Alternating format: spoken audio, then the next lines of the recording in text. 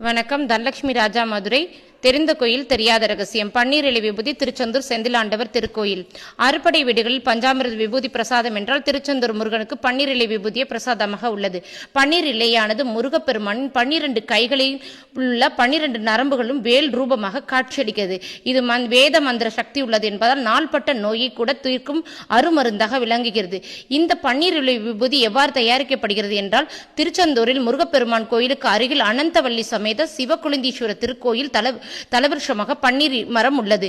இங்கு சிவபெருமானுக்கு முருகனுக்கு அபிஷேகம் செய்த விபூதியினை கொண்டு வந்து இந்த கோயில்தான் பன்னீர் இலை விபூதியாக தயாரித்து சிவனிடம் அனுமதி வாங்கி முருகப்பெருமானின் பிரசாதமாக வழங்கப்படுகிறது.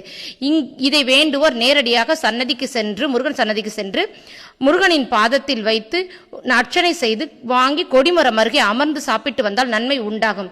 நேரடியாக சென்று வழிபட்டும் வாங்கலாம். இயலாதோர் இந்து அறநிலையத்துறை சார்பாக தமிழ்நாடு டெம்பிள் வெப்சைட்டில் 168 ரூபாய் செலுத்தி அதில் உங்கள் வீட்டு அட்ரஸ் மற்றும் ராசி பலன் போட்டால் உங்கள் வீட்டு தேடியே வரும் விபூதி பன்னீர் இலை விபூதி. நன்றி, வணக்கம். தனலட்சுமி ராஜா, மதுரை.